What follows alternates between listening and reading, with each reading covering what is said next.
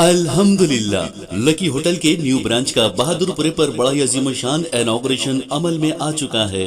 Barrister Ali जनाब असदुद्दीन साहब के दस्ते मुबारक से। जी हां, शहर हैदराबाद का जाना माना नाम लकी होटल, एक से बढ़कर एक शानदार डिशेस बिल्कुल रीजनेबल प्राइसेस पर। खाइए डिलीशियस चिकन बिरयानी सिर्फ 100 रुपए सिंगल, और बासमती राइस का बेहतरीन बगारा खाना और चिकन खौरमा पाइए सिर्फ 60 रुपए, और ताजा दम ईरानी चाय नोश फरमाइए। ढेर सारी वेराइटीज के फास्ट फूड डिशेस बिल्कुल रीजनेबल प्राइसेस पर। जी हाँ, lucky groups of hotel and lucky real estate proprietor जनाब सैयद ख्वाजा पाशा साहब।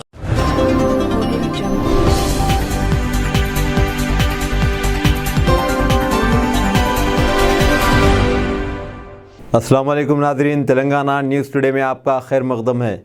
मैं मोहम्मद इजहार, पेश खिदमत हेडलाइंस।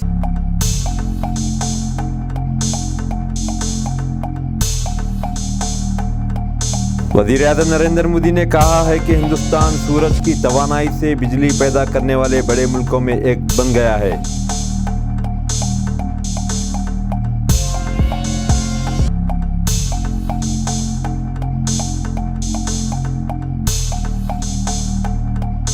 वज़ीर आज़म ने स्टार्टअप्स और एन्युटी से कहा है कि वो खिलाई शोबे में हिंदुस्तान में पैदा वसी मौक़ों से फ़ायदा उठाएं।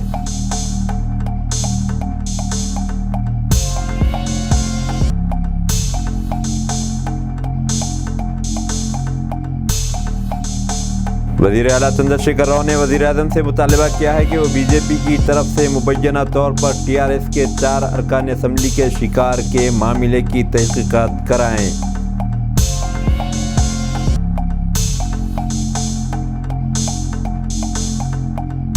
रियासती हुकूमत ने रियासत में CBI और इन्फोर्समेंट डायरेक्टरेट के बिशमूल तमाम मरकजी एजेंसियों को साबिक़ में दी गई रजामंदी वापस ले ली है।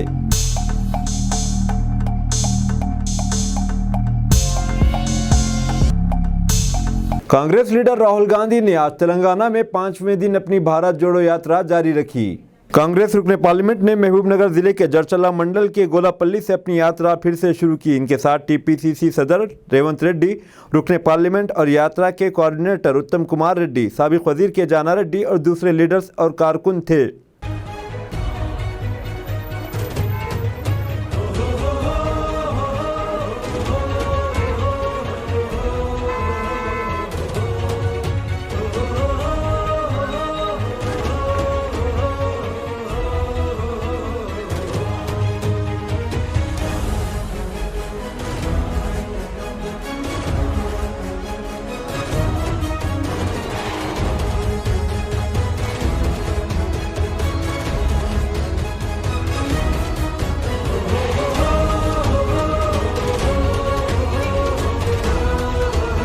वज़ीर आज़म नरेंद्र मोदी ने आज कहा है कि हिंदुस्तान शमसी तवानाई से बिजली पैदा करने वाले बड़े मुल्कों में एक बन गया है।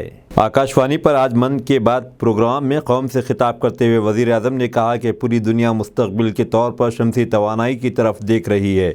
उन्होंने कहा कि हिंदुस्तान इस शोबे में अपने रिवायती तजुर्बात को जदीद साइंस से मिला रहा है।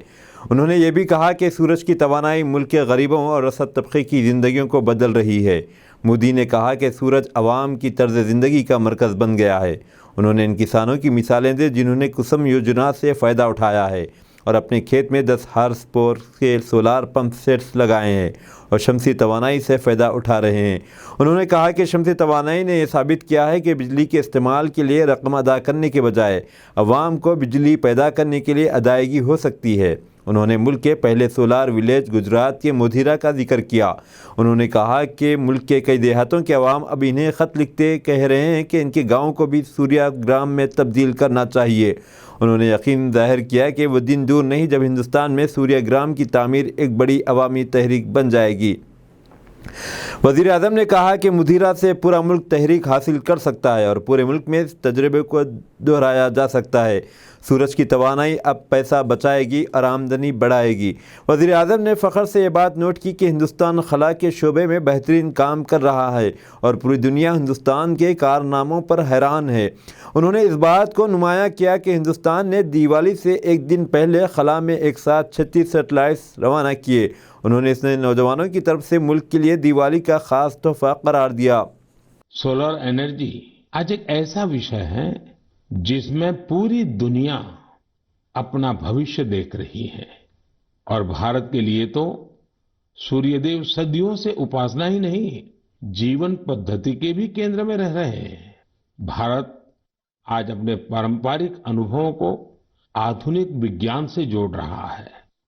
तभी आज हम सौर ऊर्जा से बिजली बनाने वाले सबसे बड़े देशों में शामिल हो गए हैं। सौर ऊर्जा से कैसे हमारे देश के गरीब और मध्यम वर्ग के जीवन में बदलाव आ रहा है, वो भी अध्ययन का विषय है। तमिलनाडु में कांचीपुरम में एक किसान है, थिरु के एजिलन। इन्होंने पीएम कुसुम योजना का लाभ लिया और अपने खेत में 10 हॉर्स पावर का सोलर पंप सेट लगवाया। अब उन्हें अपने खेत के लिए बिजली पर कुछ खर्च नहीं करना होता है। खेत में सिंचाई के लिए अब वो सरकार की बिजली सप्लाई पर निर्भर भी नहीं है। वैसे ही राजस्थान के भरतपुर में पीएम कुसुम योजना के एक और लाभार्थी किसान हैं कमल जी मीणा। कमल जी ने खेत में सोलर पंप लगाया, जिससे उनकी लागत कम हो गई है। लागत कम हुई तो आमदनी भी बढ़ गई। कमल जी सोलार बिजली से दूसरे कई छोटे उद्योगों को भी जोड़ रहे हैं। उनके इलाके में लकड़ी का काम है, गाय के गोबर से बनने वाले उत्पाद हैं, इनमें भी सोलर बिजली का इस्तेमाल हो रहा है। वो 10-12 लोगों को रोजगार भी दे रहे हैं। यानी कुसुम योजना से कमल जी ने जो शुरुआत की, उसकी महक कितने ही लोगों तक पहुंचने लगी है। साथियों, क्या आप कभी कल्पना कर सकते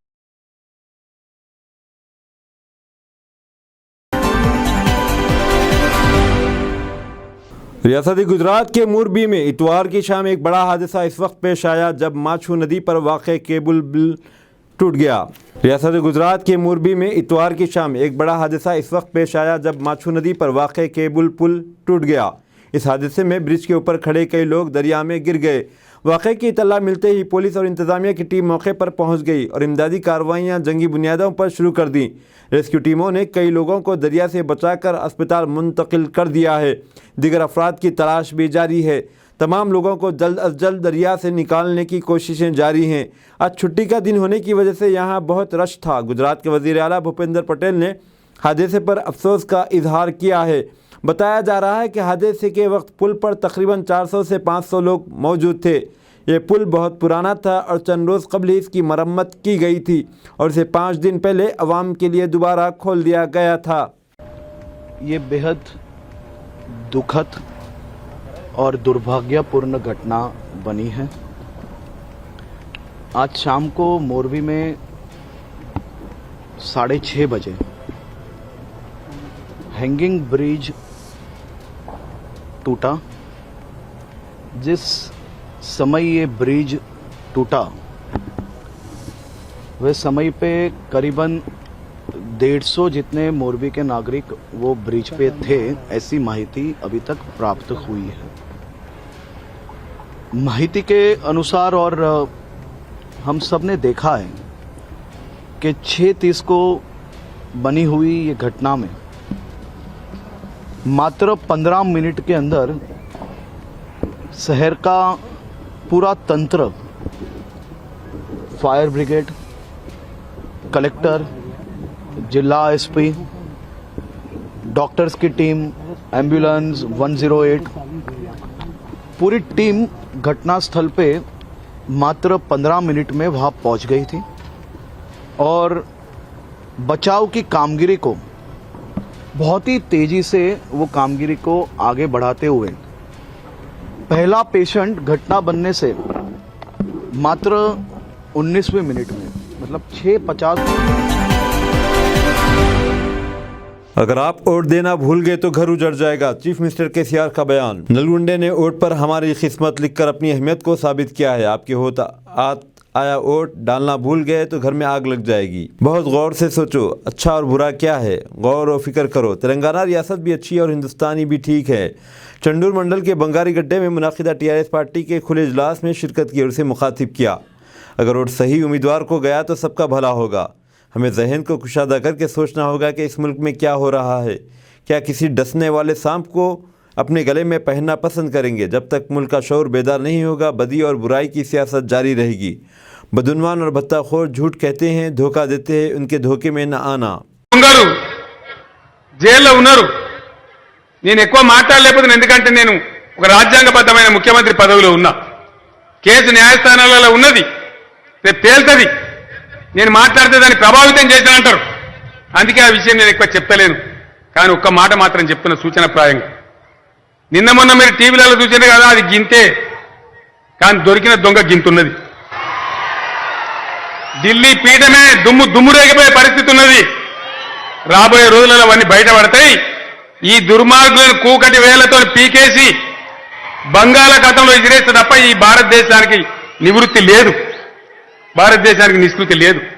ఈ మతోన్మాదులు, పెట్టుబడిదారుల తొత్తులు, ఈ పిచ్చి వ్యక్తులు, అరాచకం సృష్టించే వ్యక్తులు ప్రజాస్వామికంగా గెలిచిన ప్రభుత్వాలను ఇష్టరాజ్యంగా కూలగొట్టేటువంటి దుర్మార్గులను తన్ని తరిమేయకపోతే, సాగనంపకపోతే देशम बागु।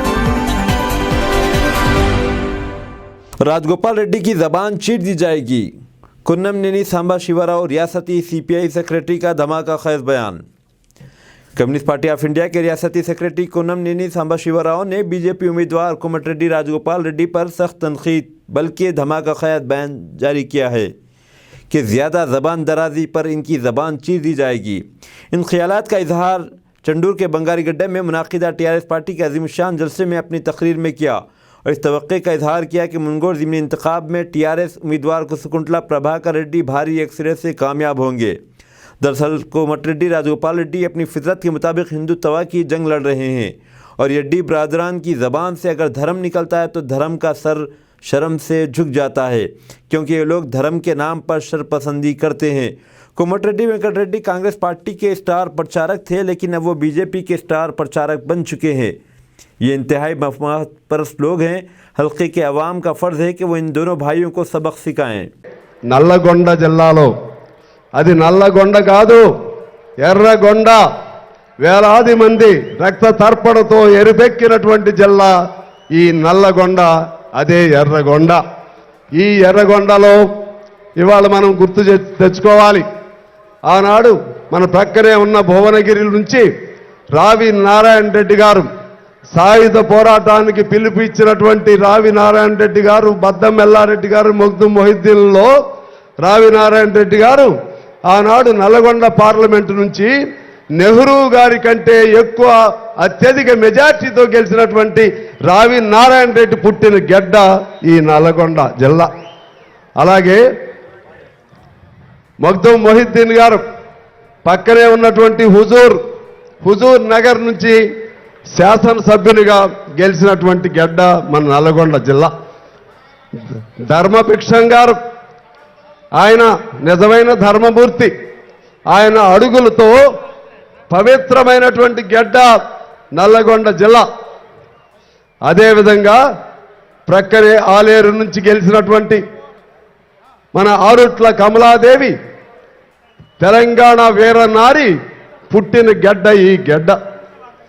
అదే పద్ధతుల్లో సాయుధ పోరాటానికి స్ఫూర్తినిచ్చినటువంటి చాకలి ఐలమ్మ, అంటే కమ్యూనిస్టు ఐలమ్మకు జన్మనిచ్చినటువంటి, విప్లవ వనిత ఐలమ్మకు జన్మనిచ్చినటువంటి గడ్డ ఈ నల్లగొండ. ఈ నల్లగొండ జిల్లాలో నుంచి, ఈ మునుగోడు నుంచి ఉజ్జయిని నారాయణరావు గారు 3 సార్లు గెలిచారు. వారు లేరు. వారికి విప్లవ అభినందనలు, విప్లవాంజలి మనందరం ఘటిద్దాం. అదేవిధంగా మా పల్లా గారు ఇక్కడే ఉన్నారు, యాదగిరిరావు గారు ఇక్కడే ఉన్నారు. రాజగోపాల్ రెడ్డి లాగా పార్టీ వదిలి పారిపోలేదు, ఇప్పటికీ కమ్యూనిస్ట్ పార్టీలోనే ఉన్నారు. వాళ్ళకి విప్లవ అభినందనలు తెలియజేద్దాం. ఇటువంటి పోరాట చరిత్ర కలిగినటువంటి ఈ గడ్డ, పోరాట చరిత్రకు కారకులైనటువంటి కమ్యూనిస్ట్ పార్టీ మార్చినటువంటి రాజగోపాల్ రెడ్డి మన కమ్యూనిస్టుల పైన అవాకు చవాకులు పేలుతున్నాడంటే ఆ రాజగోపాల రెడ్డి, అతని ధైర్యం, అతను చేసినటువంటి ఈ తప్పుడు పనికి ఏ విధమైనటువంటి బుద్ధి చెప్పాలో మీరే ఆలోచించాలని చెప్పి నేను కోరుతా ఉన్నాను. ఎవరి రాజగోపాల్ రెడ్డి? మనల్ని మోసగాళ్ళు అంటాడా రాజగోపాల్ రెడ్డి? మోసగాళ్ళు అంటే ఎవరినంటారు? राहुल गांधी की भारत जोड़ो यात्रा के पेश नज़र साइबराबाद में 4 दिनों तक ट्रैफिक पर पाबंदियां नाफिज रहेंगी। कांग्रेस के रुकने पार्लियामेंट राहुल गांधी की भारत जोड़ो यात्रा इतवार को साइबराबाद कमिश्नरेट में दाखिल हो गई और आज से 4 दिन तक ट्रैफिक पर पाबंदियां आयद कर दी जाएंगी। ट्रैफिक डीसीपी श्रीनिवास राव ने हफ्ते को इस सिलसिले में अहकामात जारी किए। गाड़ियों का रुख तब्दील किया जाएगा। शादनगर ट्रैफिक पीएस हुदूद में 30 तारीख को दोपहर से 7 बजे शाम तक जरचल्ला से शहर की तरफ आने वाली गाड़ियों को एक ही लाइन में जाने की इजाज़त होगी। दूसरी लाइन में आने वाली गाड़ियों को अमित काटन मिल, बुर्गू और विक्टर्स रोड, रायकल मूलीपुर के रास्ते शादनगर जाना होगा। शहर में जदीद तरीन तामीरात के मुताबिक 2-3 प्लाटों को मिलाकर एक इमारत की तामीर का रुझान आम हो रहा है। हुसैन सागर के पास बड़ी बड़ी इमारतें तामीर हो रही हैं। शहर की तरक्की का शोबा हैदराबाद को एक इंतहाई काबिल इस्तेमाल रिहायश शहर बनाने के लिए हुकूमत की पॉलिसियों के साथ नई बुनियाद डाली जा रही है। सीमेंट की ईंटों से बनी इमारतों का कल्चर जो अब तक गच्चीबौली, कोंडापुर और नानक रामगुड़ा तक महदूद था, मरकज़ी शहर में भी फैल चुका है। एक कास्मोपोलिटन शहर बनाने के लिए बढ़ती हुई आबादी के ढांचे में शहर के वासियों के ज़ौक़ शौक़ तब्दील हो रहे हैं। तंग व तारीक कमरों में रहने की जगह तमाम सहूलियात से आरास्ता, रोशन और कुशादा जगह और अपार्टमेंट में आराम से रहने का रुझान बढ़ रहा है। लेकिन कम जगह में कई मंजिला इमारतों की तामीर और इनमें रिहायश पजीर होने से ट्रैफिक का मसला बढ़ रहा है। इसीलिए ऐसी तामीर हैदराबाद और सिकंदराबाद के मुदाफ़ात से होना चाहिए, क्योंकि मकीनों के पास गाड़ियाँ होती है। सिद्धू मूसेवाला के वालिद ने पंजाब हुकूमत को अल्टीमेटम दे दिया है कि 1 माह में इंसाफ चाहिए। बेदर्दी से कत्ल होने वाले पंजाबी गुलकार सिद्धू मूसेवाला के वालिद बलकौर सिंह ने पंजाब हुकूमत को अल्टीमेटम दिया है कि इन्हें 1 माह के अंदर इंसाफ मिलना चाहिए, बसूरत दीगर वो मुल्क छोड़कर चले जाएंगे और अपने बेटे के ख़िलाफ़ कत्ल का मुकदमा भी वापस ले लेंगे। उन्होंने बड़े अफसोस के साथ कहा कि इनके बेटे के कत्ल के 5 माह गुजरने के बावजूद इनसे इंसाफ नहीं मिला। उन्होंने कानून पर भरोसा करते हुए अब तक इंतज़ार किया है। मूसेवाला के वालिद ने इस बात पर भी अफसोस का इजहार किया कि नेशनल इंटेलिजेंस एजेंसी NIA ने सिद्धू के साथ खड़े लोगों को भी तलब किया है। मकामी रोजनामों से छुपने वाली खबरों को झूठा करार दिया, क्योंकि मेरे बेटे के किसी बदमाश से ताल्लुक़ नहीं था। ਇਹ ਗੱਲ ਸਰਕਾਰ ਨੂੰ ਦੱਸਣੀ ਚਾਹੁੰਦਾ ਪ੍ਰੈਸ ਦੇ ਮਾਧਿਅਮ ਦੇ ਨਾਲ, ਅਗਰ ਤੁਸੀਂ ਗੈਂਗਸਟਰ ਦਾ ਹਿੱਸਾ ਮੇਰੇ ਪੁੱਤ ਨੂੰ ਬਣਾਉਂਦੇ ਹੋ, मैं 25 तरीक ਨੂੰ अपनी FIR चेक करूंगा, थोड़ा काम बिल्कुल सौखा कर दूंगा। मैं वादा करता मैं 1 महीना थोड़े मुंह पर वेखूंगा। मैं DGP साहब तो टाइम मंगया कि मेरिया तकलीफां सुन लो, जो सवाल मेरे मन दे विच ने।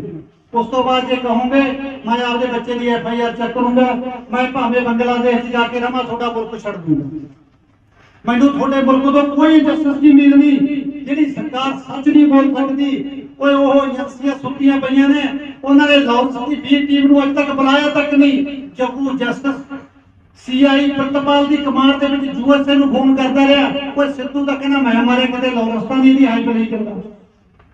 वो बिना सानू मार के इन्हां दे रेट वधे ने, इन्हां दी फरोख्तियां च वाधा हो। उत्तर प्रदेश में सानेहा खाद के लिए कतार में खड़े किसान की मौत वाक़ई हो गई। बीजेपी की हुकूमत वाले उत्तर प्रदेश में एक अफसोसनाक वाक़या पेश आया।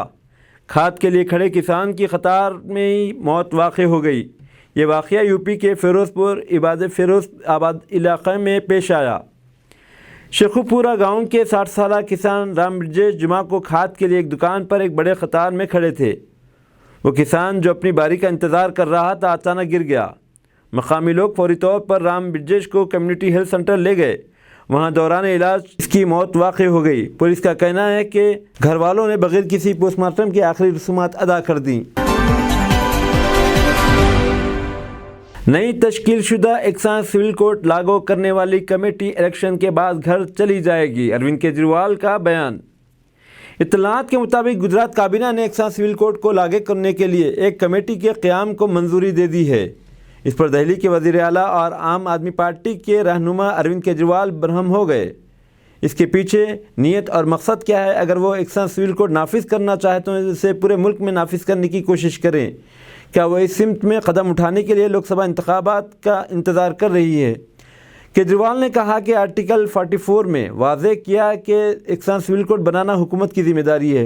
हुकूमत को चाहिए कि तमाम बरादरियों को साथ लेकर एक साथ सिविल कोड बनाया जाए। उन्होंने कहा कि इलेक्शन जीतने के बाद गुजरात काबीना की ये कमेटी घर चली जाएगी। है यूनिफॉर्म सिविल कोड बनाना, तो सरकार को यूनिफॉर्म सिविल कोड बनाना चाहिए।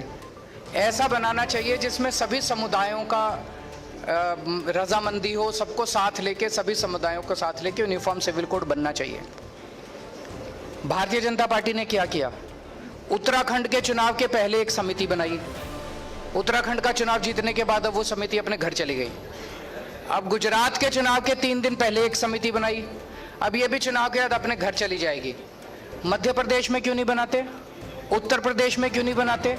अगर इनकी नीयत यूनिफॉर्म सिविल कोड लागू करने की है तो देश में क्यों नहीं बनाते? देश में लागू कर दें। ये लोकसभा चुनाव का इंतजार कर रहे हैं क्या? तो पहले आप उनसे जाके पूछना कि केजरीवाल जी कह रहे हैं आपको यूनिफॉर्म सिविल कोड लागू करना नहीं है, आपकी नीयत खराब है। चीफ मिनिस्टर मगरबी बंगाल ने चीफ जस्टिस ऑफ इंडिया से मुतालबा किया कि मुल्क में जमहूरियत की हिफाजत करें।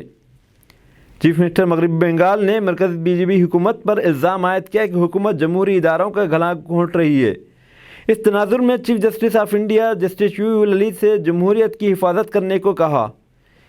Chief justice of India Lalit ने national university of geological science Kolkata के ग्रेजुएशन तकरीब में बतौर वीसी शिरकत की। इस मौके पर वज़ीर आला ममता बनर्जी ने खिताब करते हुए अदलिया से कहा कि वो लोगों को हिरासत करने से बचाएं। I will request my all the judicial people, the judiciary, all the leaders and future leaders that please see that federal structure should remain. Please save democracy. It is my only request. Sir, our only prestige is our respect, our इज्जत. अगर हमारा इज्जत लूट लिया तो सब लूट लिया। खाली इज्जत लूटने से, कैरेक्टर लूटने से नहीं होता है सर। इज्जत भी इज्जत होता है जो हमारा सम्मान का साथ जड़ित है। अगर हमारा सम्मान कोई लूट लिया तो सम्मान वापस नहीं आ सकता है। Congratulate our present Chief Justice Lalit ji. Only few months, he has got only 2 months. I think, so far my knowledge is concerned, he is retiring 8th of next month. But these 2 months we have seen what is called judiciary. People have their faith restored. Unnecessarily the harassment of the people, it's too much nowadays. All the democratic power is being seized by some people, one section of people. If it is going on, then their country may be going on for presidential form. Where is the democracy? Iraq के दारुल हुकूमत Baghdad में धमाके से 10 अफराद हलाक और 20 ज़ख्मी हो गए। गैर मुल्की मीडिया के मुताबिक धमाका फुटबॉल स्टेडियम और कैफ़े के करीब एक गैराज में हुआ, जबकि धमाका खेज मवाद को एक गाड़ी में नस्ब किया गया था। सिक्योरिटी ज़राए के मुताबिक धमाके के करीब में मौजूद गैस टैंकर को भी अपनी लपेट में ले लिया, जिसके नतीजे में एक और धमाका हुआ और बड़े पैमाने पर जानी व माली नुकसान हुआ। मकामी हुक्काम के मुताबिक धमाके में 10 अफराद हलाक और 20 अफराद ज़ख्मी हुए। इस वाक़े की तहक़ीक़ात जारी हैं। गैर मुल्की मीडिया के मुताबिक हलाक होने वाले ज़्यादातर फ़ुटबॉल खेलने वाले खिलाड़ी शामिल थे।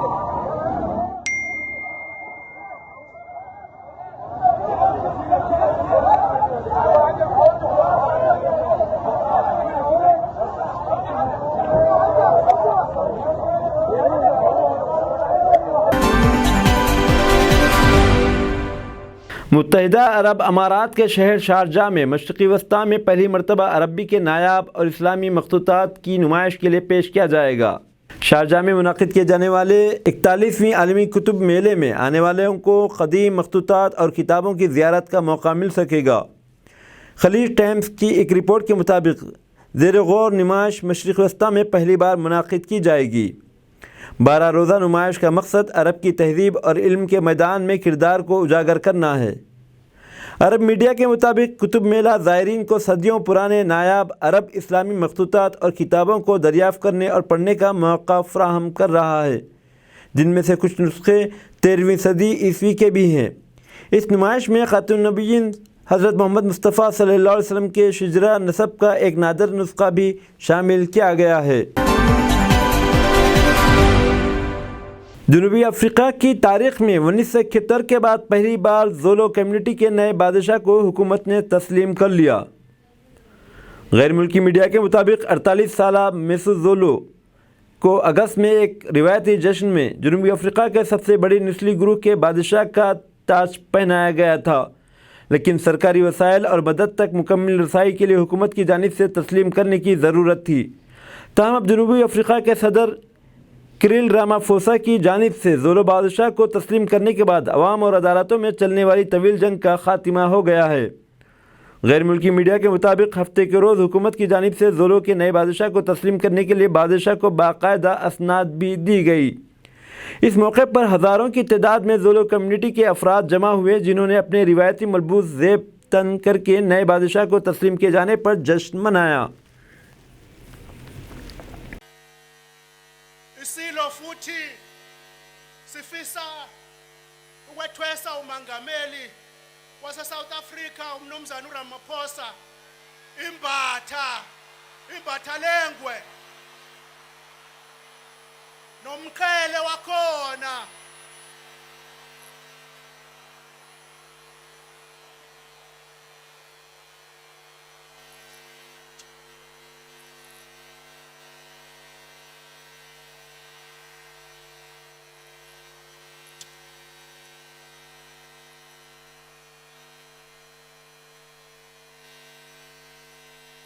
simethwese nomqhele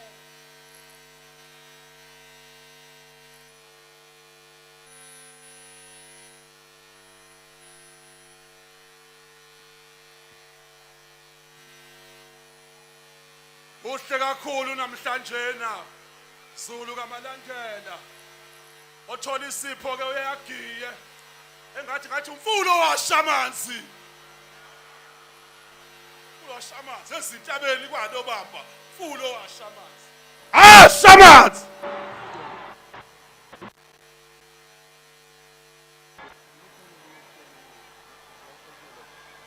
fulo shamanzi shamanzi umfulo shamanzi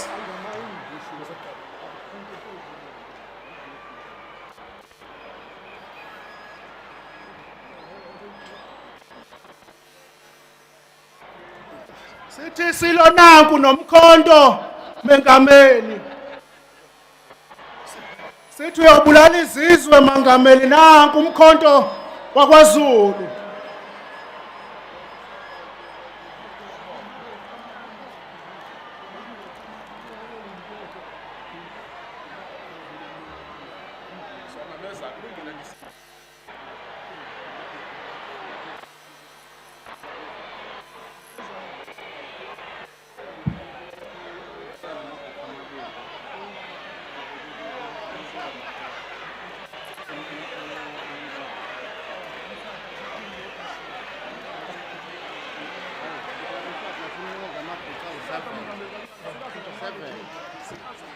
isilo ngaphezu kwembatha nemqhele nomkhonto sithi umnomzane umengameli uthola ngaphezulu amaguqa amabili